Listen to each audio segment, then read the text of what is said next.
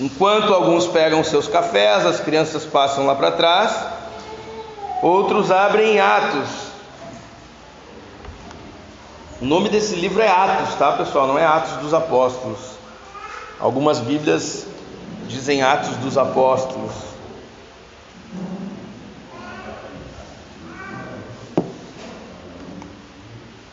Por que não é Atos dos Apóstolos?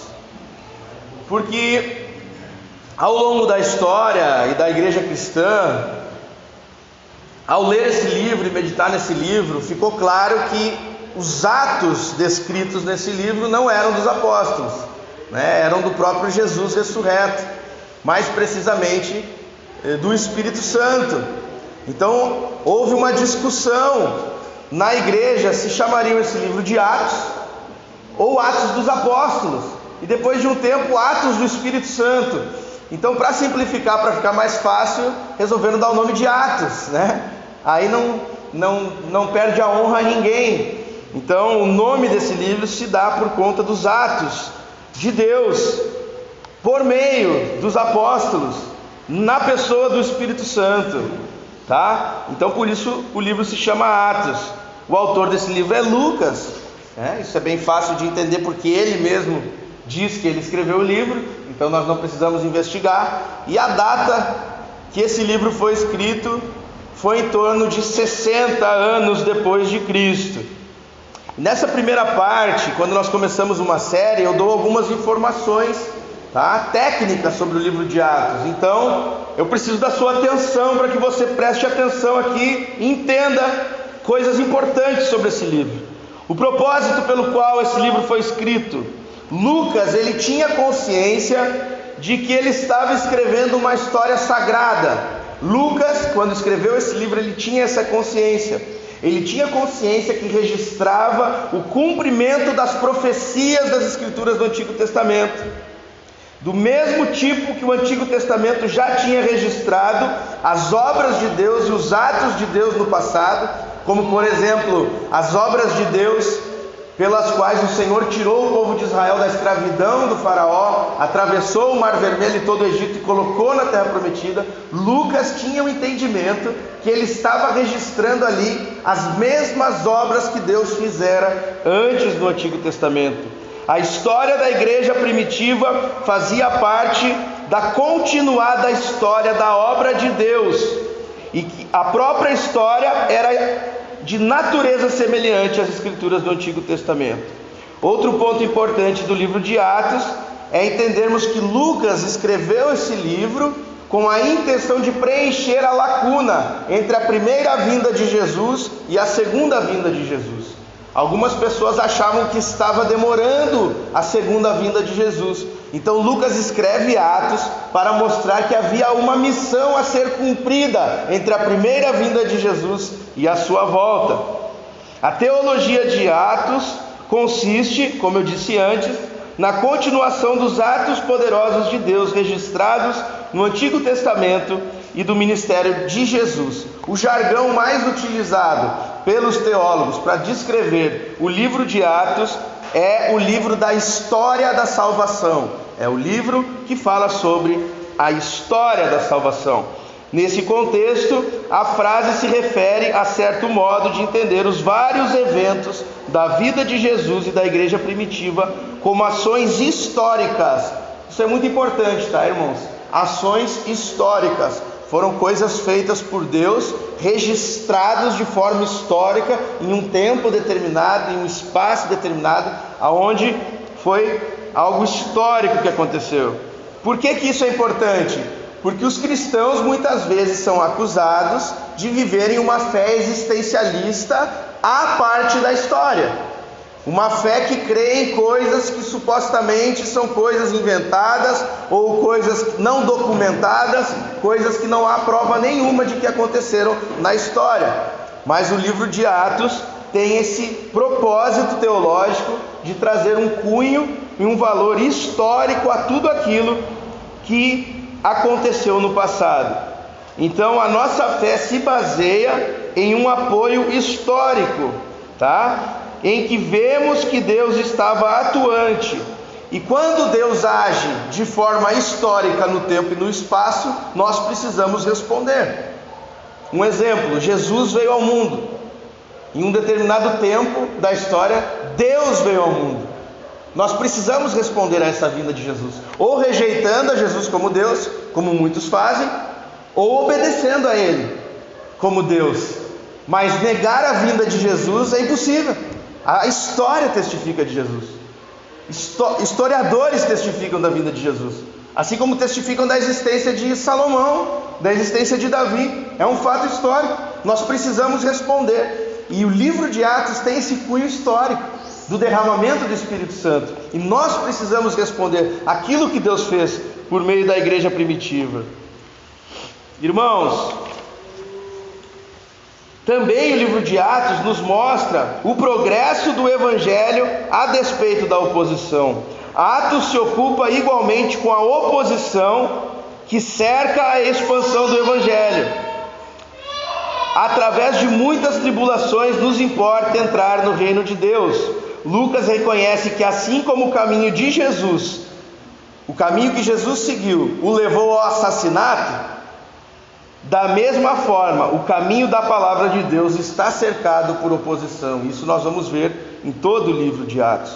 Outra coisa que nós veremos no livro de Atos é a inclusão dos gentios ao povo de Deus. Originalmente a igreja foi composta de judeus, tá? E entre os judeus se levava a evangelização. Então Lucas não menciona a presença de gentios, por exemplo, no evento do Pentecoste. Mas depois disso, nós vemos, o evangelho sendo pregado a samaritanos crentes e tementes, não circuncidados tementes, mas depois disso nós vemos o evangelho sendo pregado a gentios pagãos, não judeus. Então nós vamos ver no livro de Atos, claramente, a ordem de Jesus de levar o evangelho a todas as nações, ou seja, os não-judeus também fazem parte do povo de Deus. Veremos no livro de Atos também a vida e a organização da igreja, algo extremamente importante, é o que os teólogos chamam da doutrina da eclesiologia, porque hoje há muito relativismo no meio evangélico sobre igreja, Nós somos igreja, eu sou igreja, o que é igreja, qual a missão da igreja, do que compõe uma igreja verdadeira, o que é uma falsa igreja, o governo da igreja, a missão da igreja, o propósito da igreja. Então nós vamos ter aulas de eclesiologia aqui no livro de Atos, a doutrina da igreja. O local em que foi escrito não se sabe, onde Lucas estava, provavelmente Éfeso ou Antioquia, mas não é preciso. E por último eu queria falar a todos o valor permanente de Atos. Número 1, Lucas tem uma preocupação pastoral ao escrever Atos. Ele escreve para ajudar a socorrer a igreja. Demonstra de uma vez para sempre que a história da igreja não é uma disciplina fria e acadêmica, mas sim pode ser um meio de encorajar o povo de Deus. Número 2, fica claro que a tarefa essencial da igreja é a missão. Fala-se pouco da vida interna da igreja. Concentra-se maior parte da atenção do livro de Atos ao aspecto da tarefa da igreja. Qual é a missão da igreja? Além disso, para Lucas, a missão importa em evangelização e proclamação das boas novas de Jesus e o desafio do arrependimento e da fé.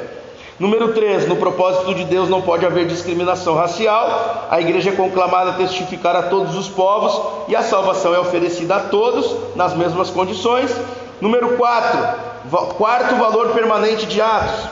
Lucas ressalta o papel do Espírito Santo em guiar e capacitar a igreja em sua missão. Então a missão em primeiro lugar é de Deus. Deus está em missão. A missão é de Deus. Nós nos unimos à missão de Deus. Então todo o livro de Atos vai mostrar que a missão é uma obra do próprio Deus. A igreja é uma obra do próprio Deus. E o Espírito Santo guia e capacita a igreja para a missão. A igreja não é realização humana, e os dons do Espírito foram dados para o propósito da missão e não para a edificação particular da igreja ou de seus membros individuais. E por último, Lucas acreditava numa teologia da glória, numa teologia gloriosa. O que significa isso? Que o evangelho vai triunfar, que a igreja vai vencer, porque ela não é obra humana, mas obra de Deus. mas ao mesmo tempo Lucas tem plena consciência que o triunfo do Evangelho se realiza somente mediante o sofrimento e o martírio. Nesse sentido, acredita-se muito enfaticamente numa teologia da cruz. Então, ao mesmo tempo, Lucas acreditava numa teologia da glória, ou seja, triunfalista, a igreja vai vencer, o evangelho vai vencer, mas ao mesmo tempo uma teologia da cruz, com sofrimento, com dificuldade, com martírio. Há 20 anos, na cidade de Kassel, na Alemanha, a maior parte dessa cidade era uma ruína devastada depois dos bombardeios que recebeu durante a Segunda Guerra Mundial. Entre os escombros de edifícios antigos, no entanto, estava em pé o arcabouço arruinado de uma igreja. Sobreviveram apenas alguns fragmentos da construção, mas numa das extremidades, um dos pináculos apontava em direção ao céu, e uma inscrição esculpida sobre uma entrada, numa grande pedra, ainda dizia: a palavra de Deus, porém, permanece para sempre. Lucas teria gostado do simbolismo. Justamente isso é que ele quer nos dizer com o livro de Atos.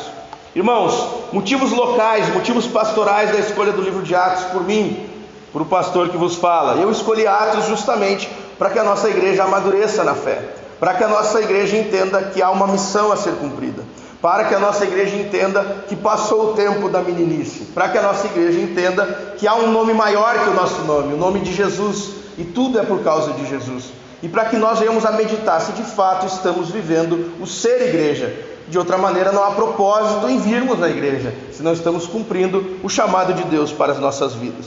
E eu gostaria de convidar todos a abrirem então em Atos, capítulo 1, nós vamos fazer a leitura do versículo 1 ao 14 apenas. Atos, capítulo 1, verso 1 ao 14. A promessa do Espírito é o nome do sermão de hoje.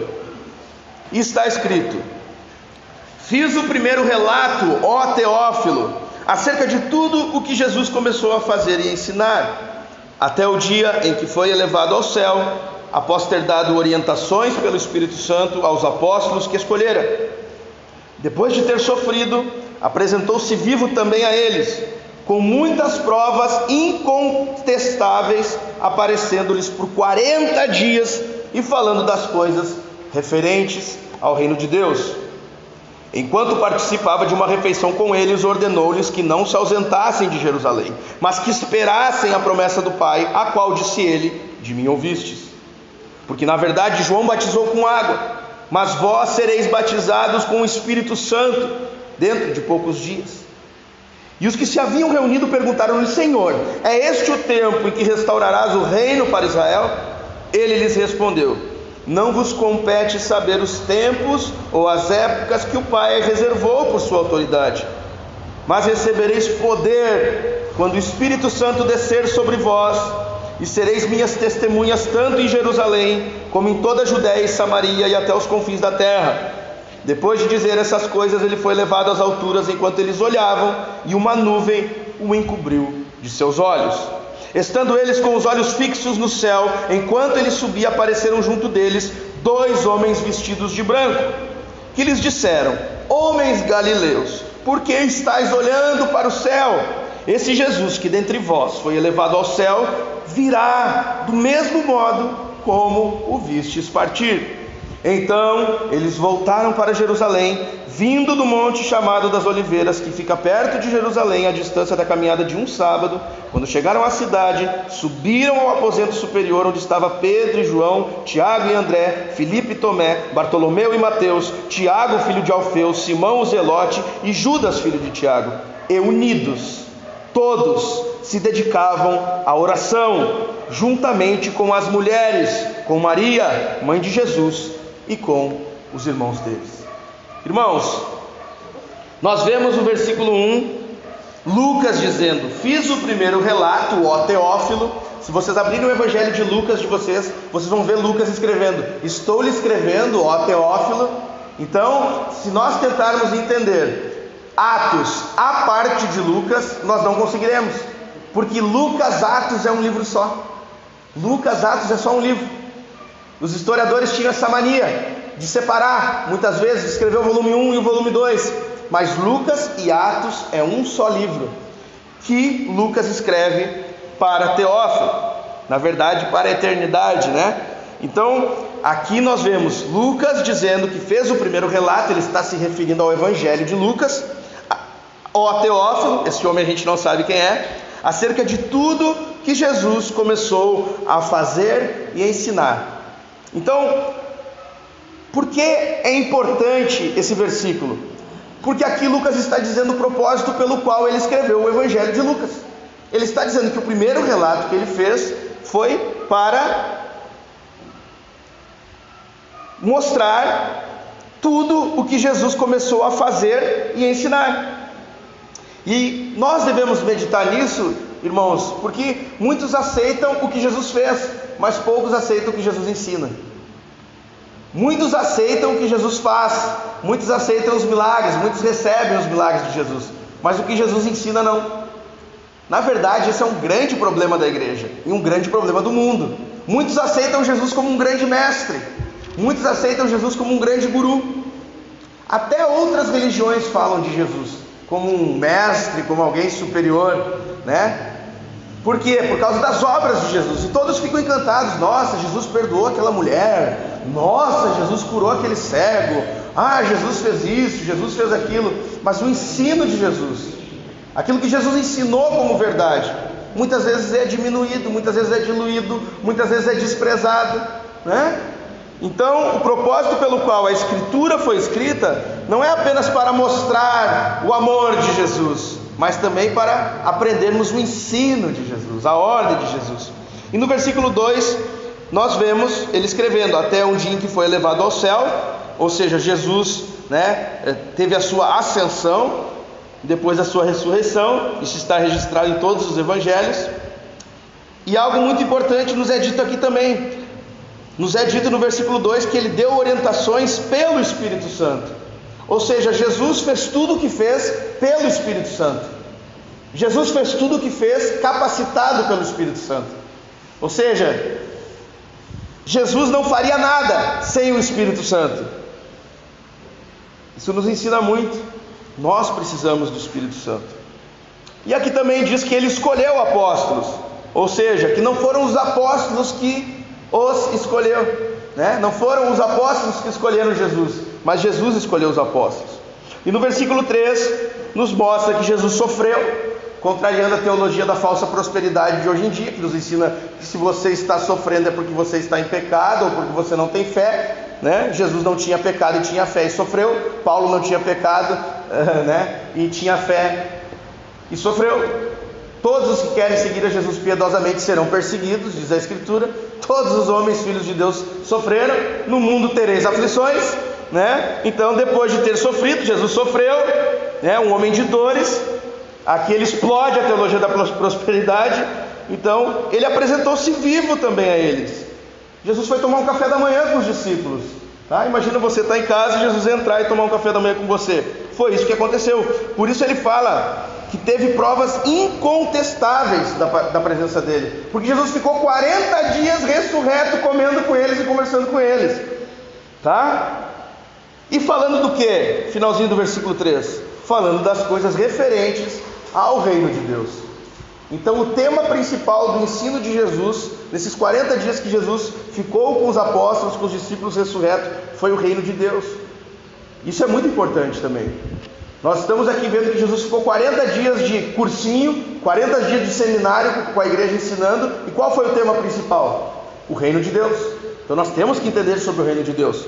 Versículo 4: enquanto participava de uma refeição, Jesus também gostava de uma refeição, não é só você e eu. Enquanto ele participava de uma refeição, ele ordenou. Jesus não sugere, Jesus não aconselha, Jesus não dá uma dica, Jesus ordena. Ele ordenou que não se ausentassem de Jerusalém, tá? Mas que esperassem a promessa que dele ouvistes. Qual era essa promessa? O derramamento do Espírito Santo. Na verdade, essa promessa vem em todos os profetas do Antigo Testamento. Essa é a grande promessa do Evangelho. A maior promessa do Evangelho é o derramamento do Espírito Santo. A promessa das promessas, a promessa dourada, a maior bênção do universo é o derramamento do Espírito Santo. E no versículo 5 então ele fala, porque na verdade João Batista batizou com água, mas vós sereis batizados com o Espírito Santo dentro de poucos dias. No versículo 6, nos é dito que os que estavam reunidos perguntaram para Jesus: esse é o tempo em que tu vai restaurar o reino de Israel? Só para o pessoal entender, aqui o povo de Israel, ele ainda era dominado por Roma, pelo Império de Roma, e havia muitas coisas que os israelitas tinham que se sujeitar ao governo de Roma, ao Império. Então todos esperavam um Messias, numa esperança de libertação política, como nós já tentamos, e tivemos a vontade de ser libertos de muitos dos nossos governantes. O povo de Israel também queria um impeachment lá do César, tá? Ele queria, dar um golpe mesmo e derrubar César, para que parasse de pagar tanto imposto e para que tivesse mais liberdade. Então eles pensavam: Jesus, então ele está dizendo que quando o derramamento do Espírito Santo vir, quando vier o Espírito Santo, então acabou o reino de César. É nesse tempo, Jesus, que tu vai restaurar e que tudo vai ser justo, que vai ter saneamento básico, que não vai mais ter buraco nas estradas. É nesse tempo que a gente vai pagar imposto e vai ver o retorno. É agora que vai vir a restauração de Israel. Tu é o rei prometido melhor que Davi? É isso que eles estão perguntando. Só que isso mostra um interessezinho meio egoísta, ignorante e menor, e muito menor do que o tamanho do reino de Deus, porque eles estavam apenas preocupados com os benefícios do reino. Eles queriam muito o reino de Deus, mas não o Deus do reino, Então aqui a gente vê essa preocupação deles. Por isso Jesus repreende eles no verso 7: não vos compete saber os tempos ou as épocas. Isso aqui serve para muitos cristãos que querem adivinhar a volta de Jesus, o tempo do reino, eu acho que demora muito, eu acho que demora pouco. Não vos compete saber os tempos ou as épocas que o Pai reservou por sua autoridade. Mas, foco. Qual é o foco? Parem de se preocupar com isso aqui, não fiquem pensando nisso. Tem algo muito mais importante para vocês se focarem, prestarem atenção e entenderem. Vocês têm que se preocupar em receber poder. Vocês não têm poder, vocês têm uma vidinha medíocre, religiosa, vocês só se preocupam com as coisas da terra. Vocês precisam ser revestidos de poder do alto. O Espírito Santo vai descer sobre vós, e então vocês serão minhas testemunhas. A palavra testemunha no grego é martyrion. Vocês serão mártires. Existe o martírio branco e o martírio vermelho. O martírio vermelho é quando você morre por Jesus. O martírio branco é quando você vive por Jesus. É muito mais difícil. Então, quando o Espírito Santo descer, vocês vão ser meus mártires, vocês vão ser minhas testemunhas, tanto em Jerusalém, como em toda a Judéia e Samaria, até os confins da terra. Alguns teólogos dizem que esse é o resumo de todo o livro de Atos. Atos 1:8 é o resumo de todo Atos. Nós devemos viver para sermos testemunhas de Jesus. Esse é o propósito e a missão da igreja. Então, no versículo 9, depois de dizer essas coisas, ele foi levado às alturas novamente, Jesus, ascensão de novo, enquanto eles olhavam, em uma nuvem o encobriu os seus olhos. Estando com os olhos fixos no céu, lógico, Imagina vocês verem Jesus ascendendo ao céu, quem que não vai ficar olhando para o céu com os olhos fixos, Eles ficaram olhando com os olhos fixos para o céu. E então apareceram junto deles 2 homens vestidos de branco. Alguns dizem que eram 2 anjos, alguns dizem que era Elias e Moisés, como na visão do Monte das Oliveiras. Não temos como saber, mas o fato é que 2 homens brancos apareceram e disseram, verso 11: homens galileus, por que estáis olhando para o céu?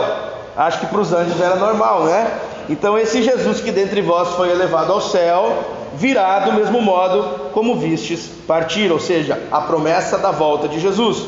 Verso 12: então eles voltaram para Jerusalém, vindo do Monte das Oliveiras, e ficaram ali, Quando chegaram na cidade, verso 13, eles subiram ao aposento superior. A gente percebe muitas vezes em Atos e na Bíblia os homens e mulheres subindo ao aposento superior para orar. Vocês lembram aquela visão que Pedro teve?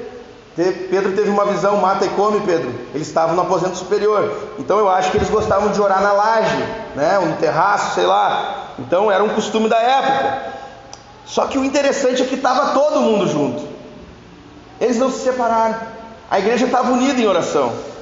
Tanto é que Lucas escreve nome por nome aqui. Quando chegaram à cidade, subiram ao aposento superior, onde estava Pedro e João. Pedro e João já estavam orando, Tiago, André, e ele vai falando todo mundo, unidos, verso 14, todos se dedicavam à oração.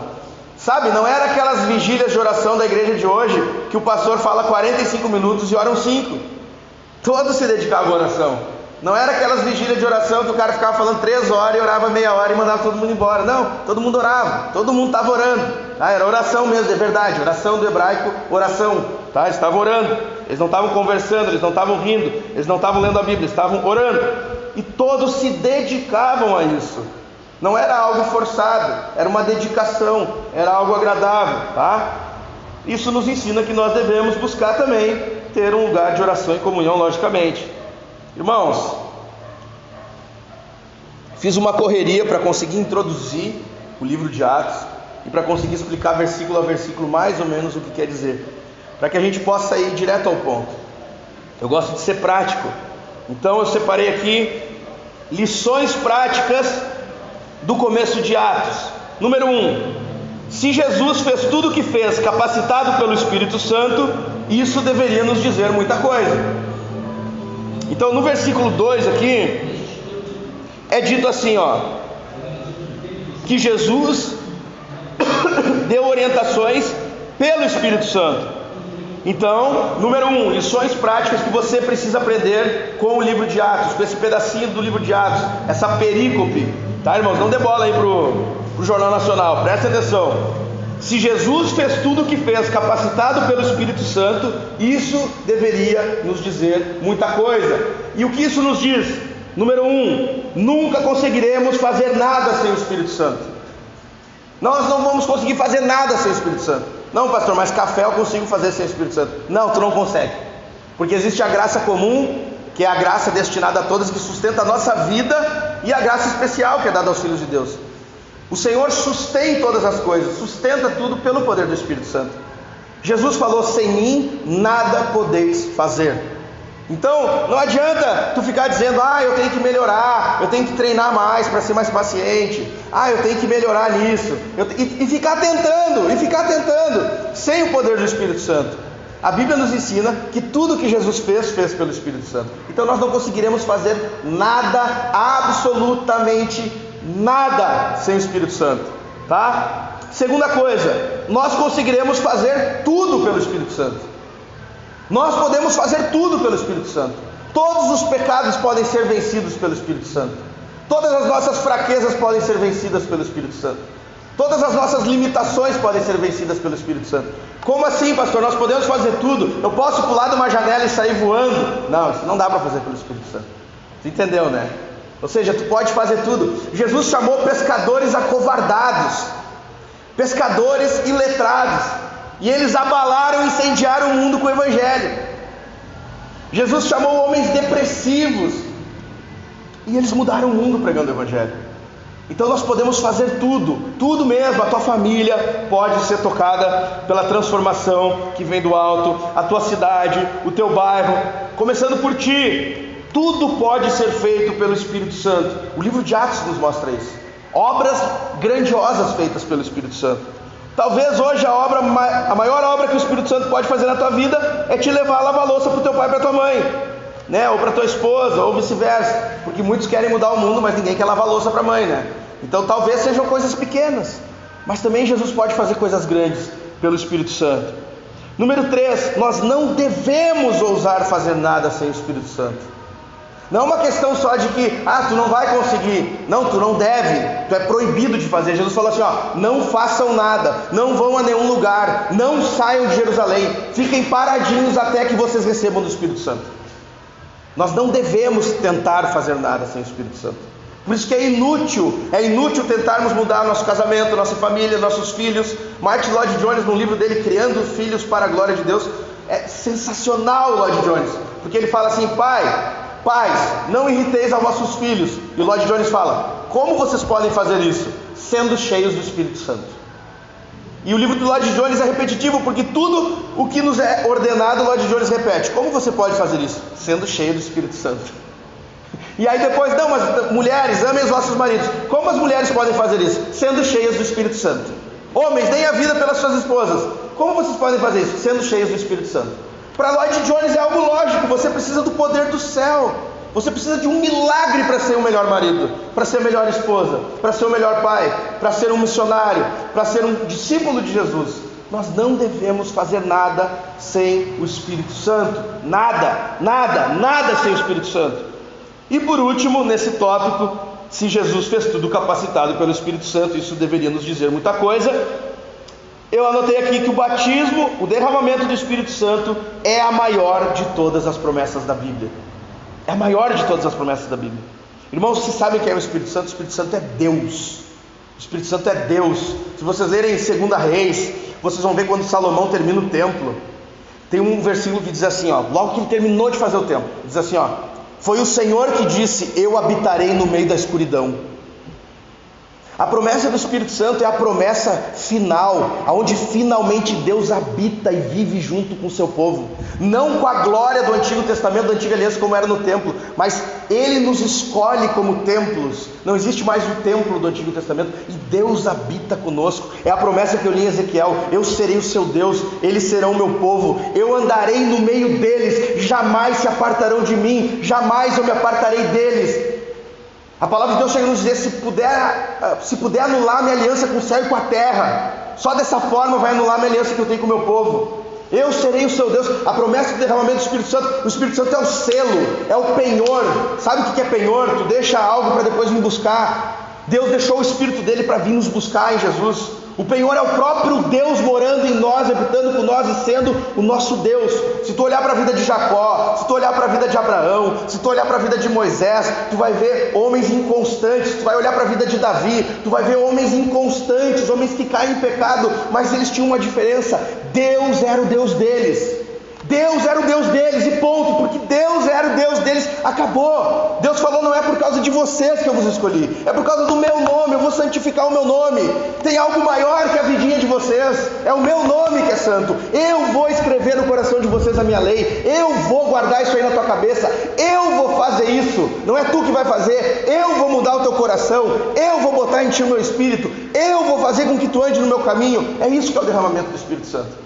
É a promessa de finalmente Deus nos atrair com cordas de amor, nos amarrar nele de tal forma que nada pode nos separar do amor de Deus. Nem céu, nem terra, inferno, porvir, presente, morte, nada. Porque Deus escolheu fazer das nossas vidas a sua casa, a sua habitação, não o seu hotel, a sua casa, a sua morada eterna. Essa é a promessa do Espírito Santo. Também o Espírito Santo nos guia, nos testifica e nos ilumina de todas as verdades evangélicas. Sem o Espírito Santo nós não conhecemos a Cristo. Cristo fica sendo apenas uma história, mas o Espírito Santo nos convence do pecado, o Espírito Santo nos convence da justiça, o Espírito Santo nos convence do juízo. O Espírito Santo, como diz em Coríntios 3, ele ilumina os nossos corações e nos dá o conhecimento da glória de Deus na face de Jesus Cristo. Sem o Espírito Santo nós não podemos conhecer a Deus, nós não podemos entender as Escrituras, nós não podemos conhecer a Jesus Cristo, nós não podemos fazer nada sem o Espírito Santo. O Espírito Santo é Deus em nós, é Deus vivendo conosco, até que Jesus volte, transforme o nosso corpo corruptível por um corpo incorruptível, e aí sim nós vamos ver a Deus face a face, ver a Jesus, porque Deus ninguém vê, Deus é Espírito, é luz, nós vamos ver a Jesus, vamos ver Jesus para o resto da vida. Mas enquanto Jesus não vem, nós temos Deus na pessoa do Espírito Santo. O Espírito Santo é Deus, é a maior promessa de todas. Número 2, o assunto principal do ensino de Jesus foi o reino de Deus. Vocês viram isso no versículo 3, que ele ficou 40 dias ensinando sobre o reino de Deus. O que é o reino de Deus? O reino de Deus é o shalom de Deus, é o reino eterno de Deus quando o pecado e a morte for destruído. Vai chegar um dia, eu sempre falo isso aqui na igreja, fiquem tranquilos, Jesus vai voltar e ele não vai matar os animais, Jesus vai voltar e ele não vai destruir as árvores, Jesus vai destruir o pecado e a morte. O pecado e a morte que habita no coração de cada um de nós. Então finalmente nós vamos ter novos céus e nova terra, onde habita a justiça e a paz. Esse é o reino de Deus. O reino de Deus é quando a vontade de Deus ela é feita, tanto na terra quanto nos céus. O reino de Deus é quando o governo de Deus se estabelece. Tudo aquilo que Deus é e deseja para nós acontece finalmente, porque Cristo é tudo em todos. O que significa isso? Que todos os nossos pensamentos, sentimentos, desejos, vontades são os mesmos pensamentos, desejos e vontades de Cristo. Cristo é tudo em todos, não tem mais filtro, é Jesus purinho em nós. Esse é o reino de Deus, nós vivendo a vontade de Deus perfeitamente, isso é o reino de Deus. Jesus ficou 40 dias explicando sobre isso. Irmãos, eu tive a oportunidade de ir para a Europa há pouco tempo, e eu vi muitas coisas bonitas lá. Eu vi um asfalto sem buraco, eu vi barra de chocolate 50 centavos, 6 Magnum por 2,50, então eu vi Audi 0 por 11 mil. Então eu comecei a ver coisas e disse assim, bah, que legal quando uma cidade funciona, quando uma cidade é bem feita. E na hora eu tive um insight, isso aqui não é nem 1% da Nova Jerusalém. Sabe por que tu gosta disso, filho? Porque tu foi feito por uma cidade perfeita. Tu foi feito por uma cidade com ordem, com segurança, com paz, com justiça. Isso aqui é um grãozinho de areia. Tu foi feito para Nova Jerusalém, por isso que tu fica feliz de andar aqui, de ver as coisas certas. Então Jesus ele ficou 40 dias explicando sobre uma cidade perfeita, sobre um lugar perfeito, onde finalmente não vai ter corrupção, não vai ter dor, não vai ter SUS, não vai ter remédio, não vai ter traição, não vai ter morte. Jesus ficou ensinando para eles que era real isso, disse assim, ó, é real, vai acontecer, calma, eu vou voltar, eu vou dar um jeito nessa porcaria que está o mundo, fica tranquilo. E ele ficou 40 dias explicando sobre o reino de Deus, vai ser assim, vai ser assado, as ruas vão ser assim, vai ter justiça assim. A gente vê todas as profecias do Antigo Testamento falando sobre o reino de Deus. Então, o assunto principal do ensino de Jesus foi o reino de Deus. Então, em primeiro lugar, nós precisamos compreender o reino de Deus. A gente podia fazer uma série de sermões só sobre o reino de Deus. Vocês veem que eu estou pregando em velocidade máxima para conseguir falar tudo que eu tenho. Mas em primeiro lugar, nós precisamos compreender o reino de Deus. Ele começa em nossos corações. O derramamento do Espírito Santo é o começo do reino de Deus. Tem uma frase dos teólogos que significa é assim, ó, já é e ainda não. Com relação ao reino. Como assim, pastor? Você já é salvo, mas ainda não plenamente. Você já foi curado, mas ainda não plenamente, né? Você já é santo, mas ainda não plenamente. Então o já é do reino acontece com o derramamento do Espírito Santo. Já é o reino, já começou o reino. O reino de Deus está dentro de vós. É chegado o reino de Deus, quando Jesus chega e fala, né? Jesus pregou o evangelho do reino. Então, se você deseja o reino de Deus, você deseja o governo de Deus. Então, não só você precisa conhecer o reino de Deus, mas você precisa desejar o reino de Deus. É impossível você dizer, eu desejo o reino de Deus, eu estou louco para que Jesus volte, eu quero o reino de Deus, mas se você não obedece os mandamentos dele. Porque o reino de Deus, ele é o governo de Deus perfeito, onde a lei de Deus, ela é o nosso prazer, e ela vai ser o prazer de todos. Então nós não apenas precisamos conhecer o reino de Deus, entender o reino de Deus, mas nós precisamos desejar o reino de Deus. E desejamos o reino de Deus como? Quando o nosso coração deseja seguir aquilo que Deus tem como lei. E qual é a lei de Deus? Será que Deus nos pede algo extraordinário? Será que Deus nos pede algo injusto? Ou Deus nos pede algo razoável? Deus nos pede que nós sejamos como Ele, que nós amemos a Ele e que nós amemos ao próximo. É isso que Deus nos pede. Esse é o reino de Deus. Número 3, precisamos urgentemente abortar a nossa missão. Esse é o tópico mais importante de hoje. Precisamos abortar a nossa missão e nos engajarmos na missão de Deus.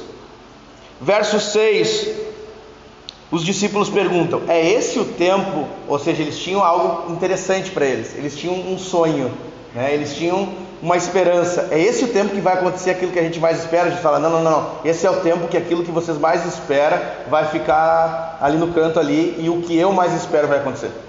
Entenderam? Esse é o tempo para tu pegar uma caixinha e botar aquilo que tu mais espera e guardar ali, e o que eu mais espero vai acontecer agora, tá? Então por isso é preciso urgentemente abortar nossa missão e nos engajarmos na missão de Deus. Essa é a obra do Espírito Santo.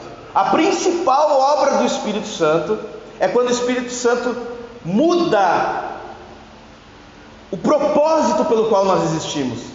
Irmãos, prestem bem atenção. Vocês acham mesmo, não há nada de errado, por exemplo, em querer ter uma empresa. Pelo contrário, que bênção se tu quer ter uma empresa. Que bênção, glória a Deus. Mas vocês acham que se Pedro tinha o sonho de ter uma empresa de pescaria, nada mudou quando Jesus chamou ele? Tipo, ele continuou igual, acordando de manhã, indo cuidar da pescaria. Vocês acham que alguma coisa mudou em Pedro? É lógico que mudou. Então, nós podemos ter sonhos, nós devemos ter sonhos, mas todos eles têm de ser secundários, mediante o propósito maior da nossa vida quando o Espírito Santo é derramado. A obra principal do Espírito Santo é trocar, porque se for perguntar aí fora, todo mundo fala assim: eu acredito em Deus, é importante ter fé, a gente tem que acreditar em alguma coisa, não, Deus é bom, a igreja é legal. E Deus está em segundo, terceiro, quarto, quinto, sexto, sétimo plano na vida das pessoas. Quando o Espírito Santo é derramado, a principal coisa que o Espírito Santo faz é que Deus começa a ser o primeiro. E a missão de Deus começa a ser primeiro em nossas vidas. Então a gente continua sonhando com um monte de coisa, só que tudo isso é menor, tudo isso é pequeno, perto do grande propósito de Jesus. Essa é a obra do Espírito Santo, tá? Essa é a obra da salvação. Ser salvo é ser salvo de ti mesmo, ser salvo do que tu é, e começar a se deixar ser guiado pelo Espírito Santo, e não guiado por você mesmo. A Bíblia fala: sabemos que somos dele se somos guiados pelo Espírito Santo. Então você pode ter sonhos e projetos, tá, que glorificam a Deus, isso é legítimo, mas nunca, em hipótese alguma, podem se tornar o cerne das nossas vidas, tá? O Filho de Deus não veio ao mundo e foi crucificado e ressuscitou para que nossos planos tivessem sucesso. O Filho de Deus não foi crucificado para que você tivesse sucesso empresarial, pelo amor de Deus. O nome de Jesus é muito maior que o nosso nome. O nome de Jesus é maior que o nosso nome. Esses dias eu postei no Facebook, bem assim, quando tu estiver numa enrascada, quando tu estiver passando um grande problema, quando tu estiver passando uma coisa que tu não entende por quê, tu vai com certeza, antes de dormir, durante a maior parte do dia, ficar se pensando: por que isso está acontecendo comigo? Aí eu coloquei assim: saia do centro um pouquinho, saia do centro um pouquinho, você não é o centro. Tudo o que acontece na sua vida tem um motivo principal de trazer glória a Jesus, não é sobre você, é por Jesus. O motivo pelo qual você vive, a igreja existe, é a glória a Jesus Cristo. Deus está escrevendo a história gloriosa do seu Filho Jesus, Ele não está escrevendo a nossa história. Os Arrais têm uma música que dizem: e que o meu nome morra com o meu corpo, e que o de Cristo permaneça em tudo. Se o nosso nome tiver de ser jogado na lama, o nosso nome não é importante, o nome de Jesus é importante. Nós não precisamos ficar pensando: mas será que agora vai dar certo isso na minha vida? Será que isso aqui vai acontecer? Tudo é sobre ti, tudo é sobre tu. Não houve ainda a transformação do Espírito Santo. Agora, quando inverte o negócio e tu se preocupa: será que isso vai trazer glória para Jesus? Será que o que eu estou passando vai exaltar o nome de Jesus? Aí as coisas começaram a mudar aí dentro. E esse é o maior problema da igreja hoje. Uma igreja consumista, uma igreja consumidora. Nós estamos plantando essa igreja aqui na Vila Caturrita, nesse bairro, e se eu for contar todas as histórias para vocês, de pessoas que chegaram e tinham muitos planos sobre elas, queriam muitas coisas para elas, e a igreja serviu, a igreja cuidou, a igreja doou sangue, dinheiro, tempo, talento, esforço, só faltou arrancar um rim e dar na mão, dizer: toma, leva o meu rim. E por causa disso aqui, foram embora, mas eu não concordo com a cor das paredes da igreja. E vai embora por causa disso? Sim, pastor, vou. Pastor, mas é que o senhor falou que as mulheres têm que ser submissas aos maridos. Eu não concordo com isso. É mesmo? Pastor, o senhor não veio aqui em casa essa semana comer um churrasco comigo. É verdade, aconteceu isso já. O cara falou que foi embora da igreja porque eu não comi um churrasco com ele. Essas pessoas têm um nome muito grande, cara. Essas pessoas têm um nome, um nome maior que o nome de Deus, cara, entendeu? É um nome sagrado. Não pode tocar no nome da pessoinha. Não pode, tudo é sobre ela. Tudo é sobre ela. E a igreja é um mercadão, onde ela vem ser servida. E se ela não gosta de alguma coisa, vou procurar outra. Vamos embora. Não gostei da tua cara, pastor. Teu cabelo é muito feio. Tô indo. Beijo, tchau. Me liga. Então, irmãos, imagina só, pensa bem comigo, pensa comigo. A maioria das pessoas não entendem isso porque o homem é um bicho egoísta, ruim. Eu quero perguntar para aqueles que trabalham: tu sabe qual é a missão da empresa que tu está? Aqueles que estão na faculdade, já leram? Com certeza tem. Com certeza tem a missão pela qual o FCM existe. Ninguém está nem aí para a missão do FSM, ninguém está nem aí para a missão do teu patrão, todo mundo está aí para quê? Eu quero ir lá receber meu dinheiro, eu quero ir lá receber meu diploma. Dane-se a missão sou eu. Eu estou em missão própria para mim mesmo, para minha glória, amém. É isso. De mim, por mim, para mim são todas as coisas, glória, pois a minha eternamente, amém. É isso que é o homem. Então ele não está nem aí, ele não sabe, ele nem sabe que existe uma missão, que a UFSM foi fundada, só a título de curiosidade, Harvard e Yale foram fundadas por calvinistas, e o principal propósito de Harvard e Yale era glorificar a Deus. Glorificar a Deus. Esse era o propósito. Tu acha que alguém entra em Harvard hoje e pensa, ei, peraí, primeira coisa que eu quero saber, qual é o propósito da faculdade? Cara, eu quero é dinheiro, eu quero me formar logo. De preferência me dá meu diploma que eu estou indo embora. Então o homem é assim na igreja também. Não interessa se a igreja tem uma missão. Aí sabe o que acontece? Alguns irmãos despertam, alguns irmãos acordam, alguns irmãos recebem o Espírito Santo e entendem, opa, não é sobre mim. A igreja está em missão. Não é sobre mim, né? Principalmente igrejas que estão sendo plantadas, que o pastor incomoda, que isso aí todo culto. Então as pessoas começam a entender, eu tenho que sair da cena, é sobre Jesus, o meu casamento é sobre Jesus, os meus filhos são sobre Jesus, tá, agora eu entendi. Essa semana o cara perguntou para mim, pastor, ontem o cara perguntou para mim, com relação aos drogados, muitos saem da droga? Eu falei, não, poucos saem da droga. Ele, mas como fazer para sair da droga? Eu falei, todos que vêm por causa de Jesus e vêm para a igreja por causa de Jesus e querem se converter, saem da droga. Todos que vêm para a igreja por causa da droga não saem da droga. Como assim? Eu disse, é como casamento. Muitos me perguntam, pastor, me ajuda a arrumar meu casamento. Casamento não é mesa, cadeira, que eu pego um martelo e eu arrumo. Não tem como. Não é uma coisa assim. Não é uma coisa que tu pega ali 3 passos para vencer no casamento. Então, muitos pensam que a igreja, ela serve aos seus próprios propósitos. Pastor, mas eu não devo pensar em melhorar meu casamento? Claro que deve, mas isso deve estar em segundo lugar. Aí eu estava explicando essa semana para esse mesmo cara, eu viajei com ele. Aí ele me perguntou uma coisa sobre casamento lá, e eu falei, cara, vou ser bem sério contigo. Eu disse assim, eu não gosto de aconselhar não cristão. Não, mas por quê? Eu disse, não, porque o cristão, cara, tu tem tempo? Ele tem, então senta aqui. Aí eu fui explicar para ele, eu falei assim, cara, o casamento existe para a glória de Deus. Eu disse, preste atenção aqui, irmãos, por favor. O casamento existe para a glória de Deus, eu disse. O marido, ele só casa com o propósito de mostrar ao mundo um Jesus que entrega a sua vida por uma igreja para sempre. Esse é o propósito pelo qual o homem casa. A mulher só entra no casamento para mostrar ao mundo uma igreja que ama e respeita o seu Jesus. Quando o marido e a esposa entram nessa comunhão para isso, para mostrar ao mundo a glória, a beleza de Jesus, isso é casamento. Como é que eu vou ensinar um não cristão a viver um casamento? Se o propósito pelo qual o casamento foi feito, já não tem como. Não tem como. Então não tem sentido uma pessoa vir para a igreja, mas eu quero melhorar o meu casamento, eu quero fazer disso, eu quero melhorar nos negócios, mas não é nada sobre ti. Não é nada sobre o teu casamento, não é nada sobre Deus, é tudo sobre Jesus. É tudo sobre Jesus. É isso que é a igreja. Então, aqui em Atos nós entendemos que nós precisamos abortar a nossa missão. O Espírito Santo foi derramado e a igreja tinha uma missão. E todos os desejos daquele povo que estava ali ficaram em segundo lugar. Todos os seus projetos, todos os seus sonhos, eles tinham um dinheirinho guardado, pessoal. Todo mundo tinha um dinheirinho guardado lá. O propósito pelo qual eles estavam guardando o dinheirinho mudou o propósito. Não, nós estávamos guardando isso aqui, mas o Espírito Santo foi derramado, nós estamos em missão, agora esse dinheirinho aqui é para outra coisa.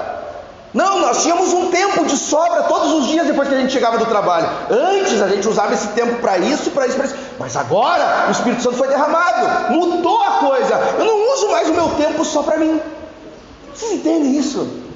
É fácil de entender. É difícil de querer. Tudo muda. O meu dinheiro, o meu tempo, o meu talento, meus propósitos, meus sonhos. O Espírito Santo foi derramado. Eu preciso mudar. É tudo sobre Jesus. O problema todo é o eterno consumismo evangélico.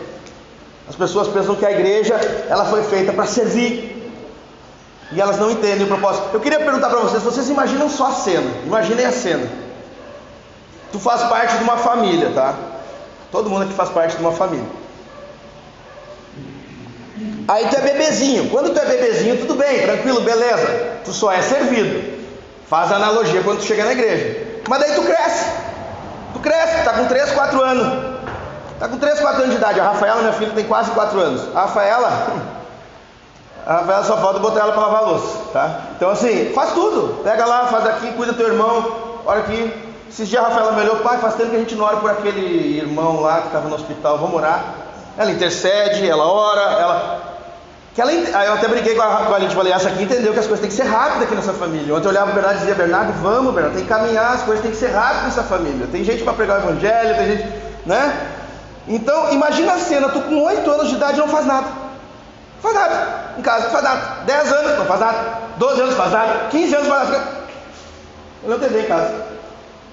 O pai não faz nada, não arruma a cama, o pai não pode pedir um copo d'água, ele vai dizer: não, mas eu estou nessa família não para servir, eu estou para ser servido. Aí vai passando tempo, 20 anos, 30 anos. Imagina esse indivíduo com 30, 40 anos dentro de casa e não faz nada. Nada para ninguém. É um monte de pessoa que vem na igreja e não faz nada. É isso.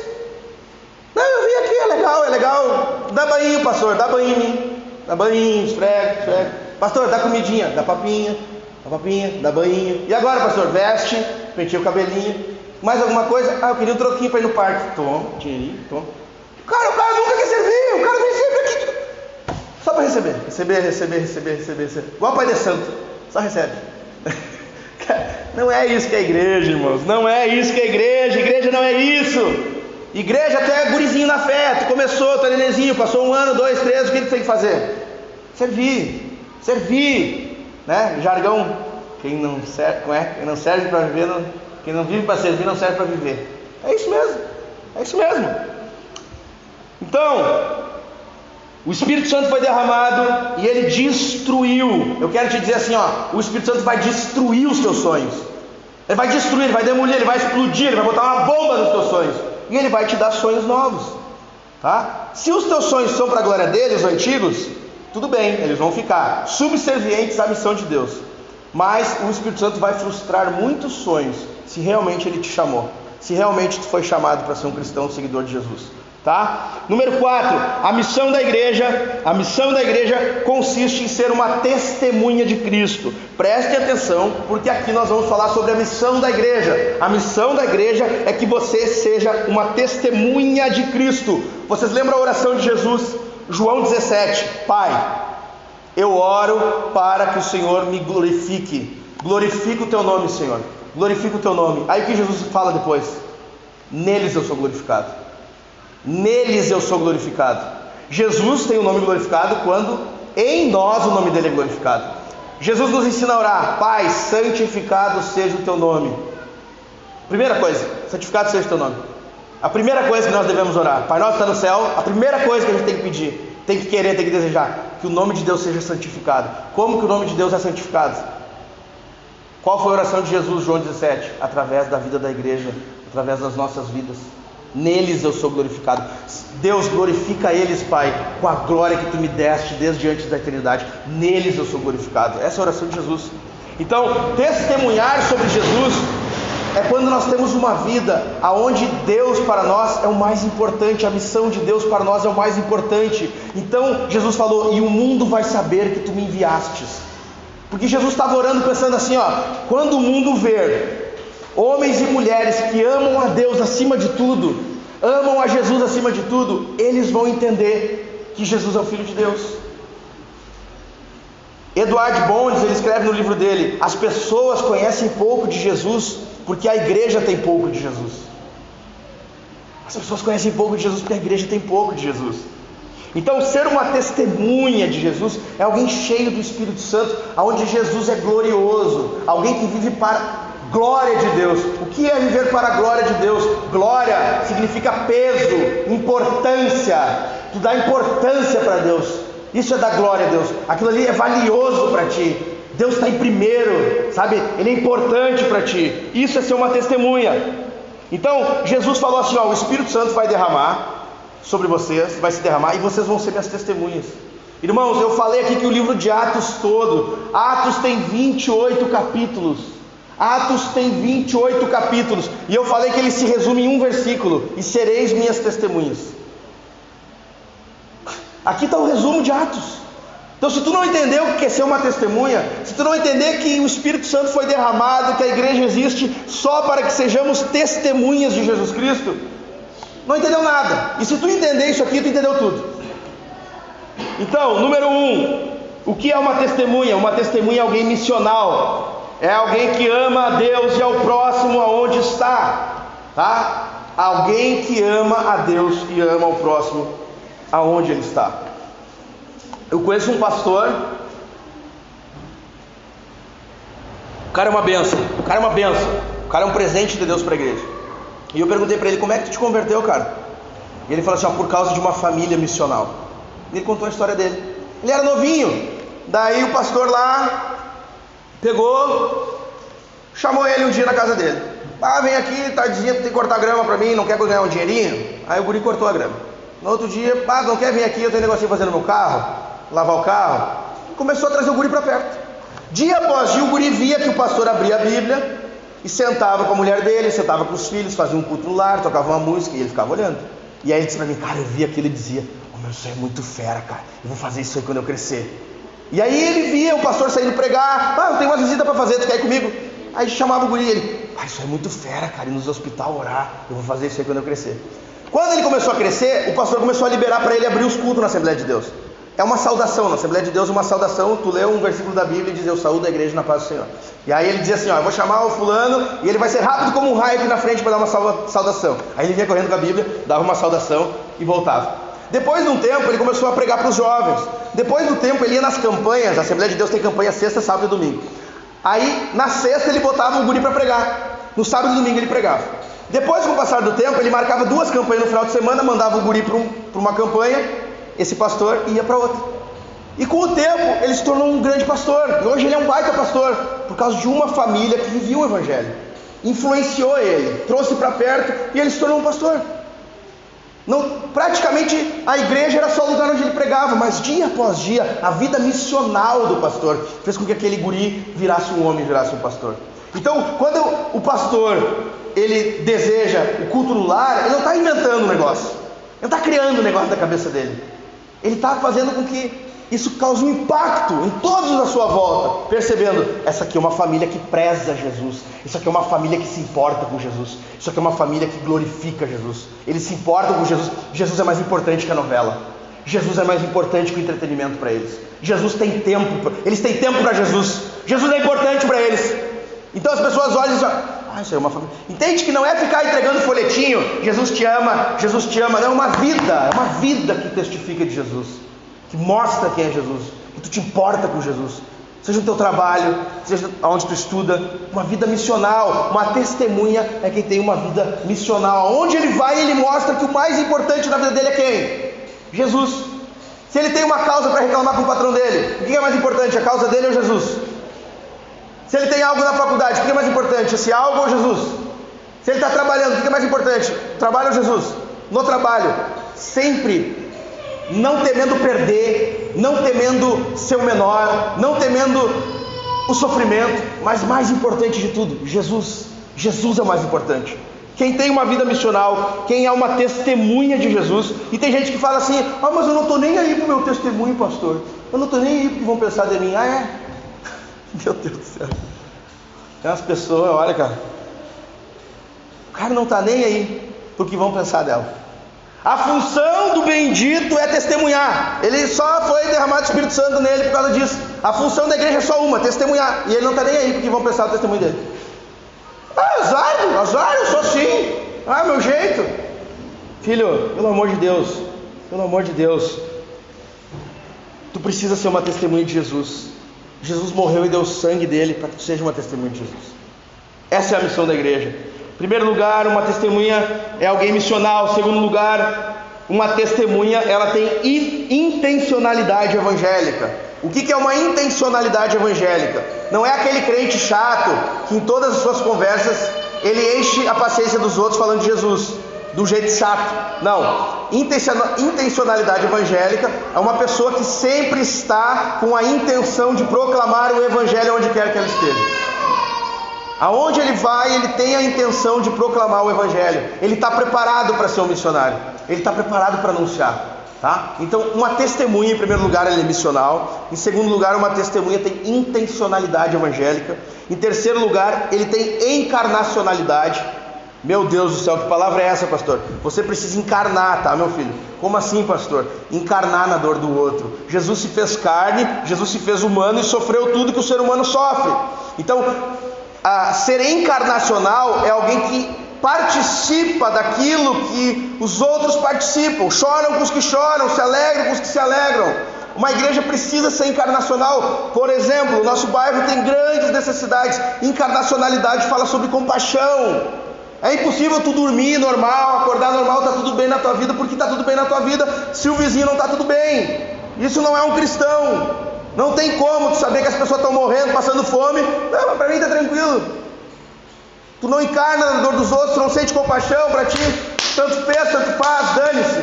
Isso não é igreja, tá? Ser uma testemunha é ser encarnacional, é ter compaixão. E por último, ser uma testemunha é alguém que vive uma vida de adoração e de vida comunitária. Igreja local, valoriza a igreja local, porque Deus criou a igreja como o remédio para todo o veneno que tem no mundo. A igreja é edificada, o reino é proclamado por meio da igreja. João Calvino dizia: não há um filho de Deus que não tenha igreja como mãe. Não tem como, é impossível.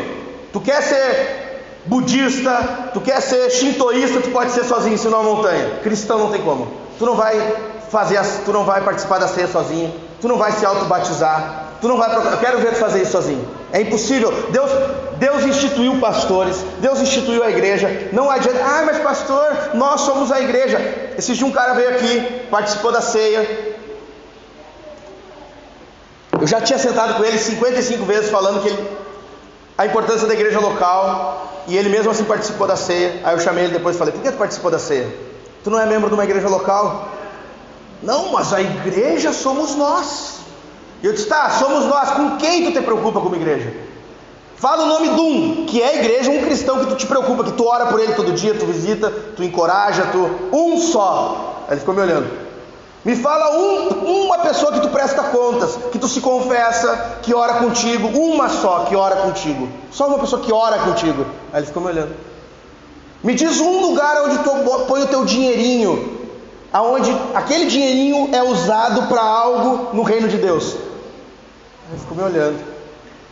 Me diz quanto tempo tu utiliza da tua vida pela igreja, então, que tu diz que a igreja está em todo lugar. Claro que a gente sabe que a igreja é a igreja não é a instituição, a igreja é o conjunto de todos os cristãos, mas ela está em locais de forma organizada. A igreja é organismo organizado. 1 Coríntios 14:40, a igreja do Senhor tem ordem e decência. A igreja é organizada, não tem nenhum problema. Tem gente que é contra institucionalismo. Por exemplo, eu decido ensinar matemática para toda a vila. Aí eu junto todo mundo lá em casa, começo a ensinar matemática. Aí quando vem o governo bate lá em casa: não pode botar 45 crianças numa sala, tem leis para isso. Aí eu resolvo fazer um CNPJ, aí eu faço tudo direitinho com a lei dos homens. Aí o cidadão vai olhar para mim e dizer: se institucionalizou o teu trabalho, agora não é mais de Deus. Cara, tu tem uma azeitona dentro da cabeça que tu pensa assim: não, agora é institucional, agora Deus não está mais na parada porque se institucionalizou. Então Deus não é mais onipresente. Deus está proibido de agir na instituição. Deus não consegue agir na instituição. Criou um CNPJ, Deus fica com os braços cruzados. Um CNPJ ali, não posso mais agir, não posso mais ser Deus. Cara, esse movimento desigrejado é loucura. Todos nós somos pastores. Lê a Bíblia, filho. Lê a Bíblia, pelo amor de Deus. Então, uma vida de testemunha é uma vida em uma comunidade local. Você escolhe uma comunidade local, serve na comunidade local, oferta na comunidade local, doa o seu talento na comunidade local, doa o seu sangue na comunidade local e serve numa igreja de verdade, com pessoas de verdade que têm carteira de identidade, CPF, não esse mundo fictício, onde fica falando que é cristão, mas não tem pastor, não tem ninguém que serve, não tem missão, não tem bairro para abraçar, não tem pessoas que oram umas pelas outras, não tem nada, não tem organização, não tem ordem, e fica essa várzea, que é uma várzea, esse movimento. tá? Então, uma testemunha fiel, ela tem uma localidade. É por isso que Paulo escrevia cartas. A igreja em Éfeso, a igreja em Esmirna, a igreja na Galácia, a igreja em Antioquia, a igreja em Jerusalém, a igreja... Paulo escrevia as cartas a igrejas locais, verdadeiras locais. Paulo não escrevia: a igreja de todos os santos do último dia eu escrevo. Não.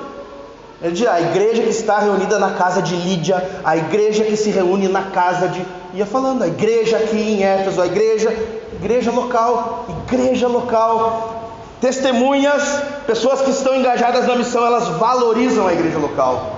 Elas valorizam a adoração comunitária e elas dão a vida na igreja local.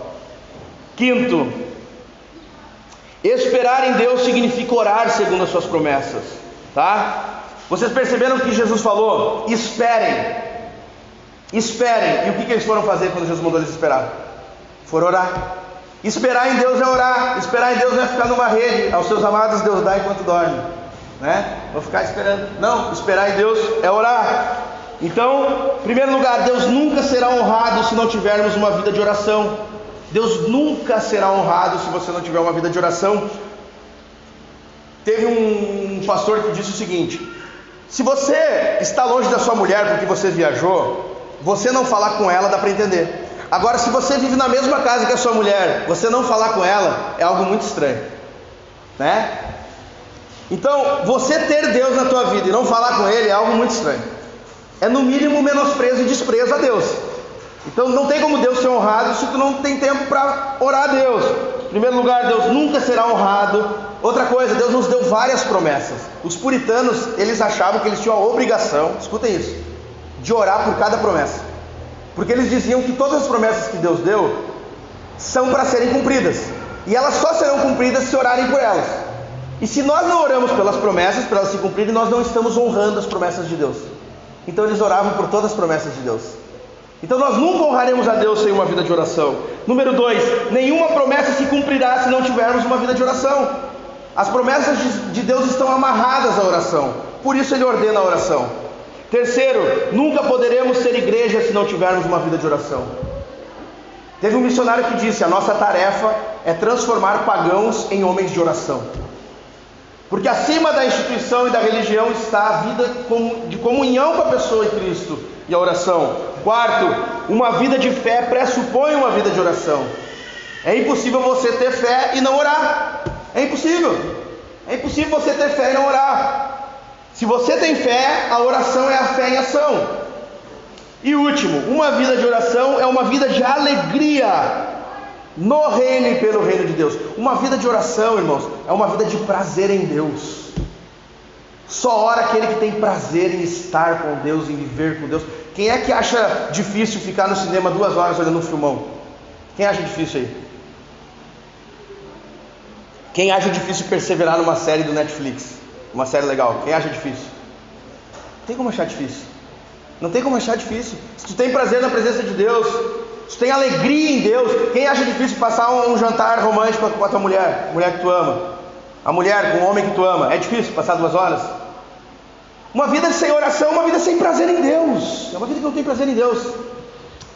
6. Todas essas lições fazem o homem feliz. Para terminar, Deus não apenas nos dá aquilo que é certo para fazer. Deus não é um juiz, um legislador que quer exigir da gente um monte de coisa certinha para fazer. Os mandamentos de Deus são vida e paz. Os mandamentos de Deus não são apenas o que é certo, o que é correto. Os mandamentos de Deus são sobre aquilo que é bom, aquilo que satisfaz a alma, aquilo que alegra o homem.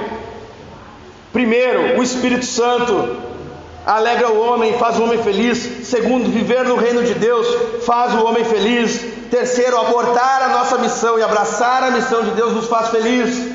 Quarto, uma vida de oração nos faz felizes.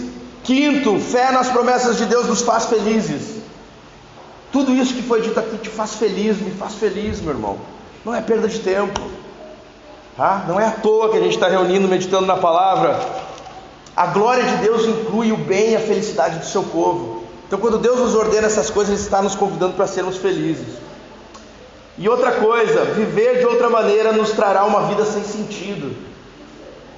Viver de outra maneira, viver na nossa própria missão, viver sem o Espírito Santo, viver sem fé nas promessas, viver sem oração, viver sem vida comunitária, sem igreja local, vai fazer da tua vida uma vida sem sentido, sem propósito, tá? E terminando de verdade agora, tá? Prometo. Viver de outra maneira é pecado, é desobediência a Deus. Não é apenas que vai te fazer triste, é pecado. É pecado porque quando tu não vive cheio do Espírito Santo, tu vive cheio da carne. É uma vida carnal, tá? É por isso que você merecia morrer, por viver dessa forma. E é isso que é o Evangelho. O Evangelho não é, faça isso aqui que é melhor, faça isso aqui que tu vai ser mais feliz apenas. Ah, tu está errando, não tem problema. Não. Tu não tem vida de oração, tu não tem prazer em Deus, tu merece a morte por não ter prazer em Deus. O Evangelho diz que Jesus morreu essa morte. É isso que é o Evangelho. Então é pecado não ter prazer em Deus, é pecado não ter fé nas promessas porque tu está duvidando da boca de Deus, tá? É pecado viver no egoísmo e não abortar a tua missão e abraçar a missão de Deus. É pecado não abraçar a missão de Deus vivendo a tua missão própria, egoísta. É pecado viver em desobediência e não desejar o reino de Deus, tá? A boa notícia é que Jesus morreu a nossa morte. Então vocês estão vendo que a gente não está brincando da igreja aqui, né? A gente não está brincando de se reunir de manhã. É sério. É um pecado grave. Como eu falei, não merecemos a morte. A boa notícia é que Jesus morreu essa morte. Imagina se eu falasse tudo isso aqui e liberasse todo mundo e dissesse, vão em paz. Ia todo mundo atormentado para casa. O Evangelho diz que Jesus cumpriu isso que nós não cumprimos no nosso lugar. Jesus foi o homem que teve prazer na oração. Jesus foi o homem que teve a vida dele, a missão de Deus. Jesus foi o homem cheio do Espírito Santo. Jesus foi o homem que dedicou a sua vida à igreja. Jesus foi o homem que não teve nenhum amor além do amor ao Pai. A sua comida e a bebida era fazer a vontade do Pai. A boa notícia é que essa vida de Jesus é atribuída a nós, como se fosse a nossa vida. Essa é a boa notícia do Evangelho. E que a morte de Jesus é a morte que nós merecíamos, Ele sofreu no nosso lugar. Então nós temos paz com Deus. Mas não podemos ir para casa apenas com essa paz, sem entender que Jesus não apenas nos perdoa, mas Jesus também nos transforma. E é por isso que eu escolhi a série de Atos para pregar. Vai ser uma série mais pesada, eu já aviso. Vocês já perceberam, vai ser uma série mais pesada do que Ruth. Ruth, eu estava falando sobre como os sofrimentos da tua vida cooperam para o teu bem e para a glória de Deus. Mas agora você tem que entender que Jesus sofreu por causa disso. E Ele sofreu com um propósito. E que você não pode ser igreja fora desse propósito. E que você precisa amadurecer. Você precisa amadurecer, eu preciso amadurecer como igreja. E vivermos o propósito de Deus para as nossas vidas. É algo muito sério. Depende de nós. O nome da igreja, o nome de Jesus, a glória de Jesus, em 2017, na nossa geração, só vai permanecer se nós nos engajarmos na missão de Deus e vivermos isso. Depende de nós, o Espírito Santo foi nos dado. Que a gente possa ter noção disso e ir para casa com o coração cheio de desejo de viver isso, amém?